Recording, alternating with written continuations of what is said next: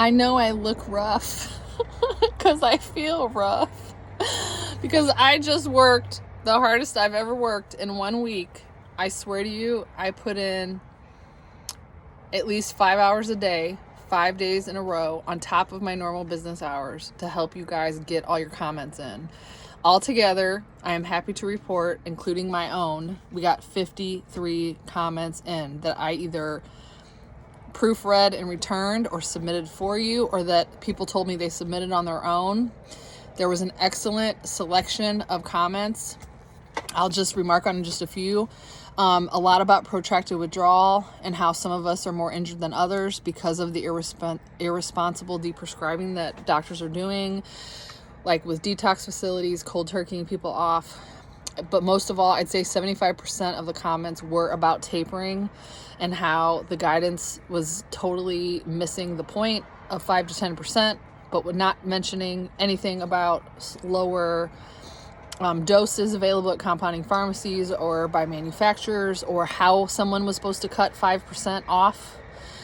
And I just found it just so it was also, the guidance in and of itself was very tone deaf to me. Like, the people that are doing this, it's a top-down approach. It's kind of like folklore, what they think is the best way. It's not scientifically backed. I don't know where they come up with this stuff. I was very disappointed. So the way I feel about it is, I read all those comments, okay? Every single one of them that you guys sent me. Even the ones that were submitted that didn't need proofreading, I still read them. And the way I feel about it, if they don't change that guidance, there's literally something wrong with them, because there were so many stories and heartfelt pleas and family members that wrote in. If they ignore that, I don't have any hope for humanity. I just don't. There's no way you can just read all those comments and ignore it and continue on with the guidance in its current form. So I am excited to see how they respond. I don't know when they're going to respond. I will keep an eye on it. I'm going to go ahead and put a Google alert so that I can watch to see if anything comes through Google. But that's what I wanted to tell you, that I read every single one of those comments from every person who's been injured by this. There was a couple stories.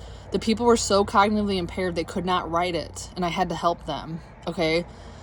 People that you don't see in the groups, people that are not, necessarily seeing coaches, they're not able to afford doctors, things like that, like really, really struggling in like life-threatening situations with complex medical conditions or older. And that just breaks my heart. And I think that's the reason why we all have to do this, because we have to speak up for them. So if that comment form is still open, it was open this morning because I submitted someone's comment late, please go put something in the box, a paragraph, a couple sentences, anything. It's last minute. If they extend it, please submit. Thank you to everyone that submitted. I know how hard you worked on that. I know it took several of you several days to get it all out. I know it took us a couple drafts sometimes. I know it was a lot of emails back and forth. But I think I know I did the best I could with the time we had. It was a late reaction. I did all I could within my power to really push this, and I just hope that they listen. And if they don't, I don't have hope, but I do have hope that they will listen. I mean, how could you not? Several of us also said, do not let the opiate crisis happen again, but with benzos, please listen to patients. We know how to do this. We know how to do this safely. Please listen to us.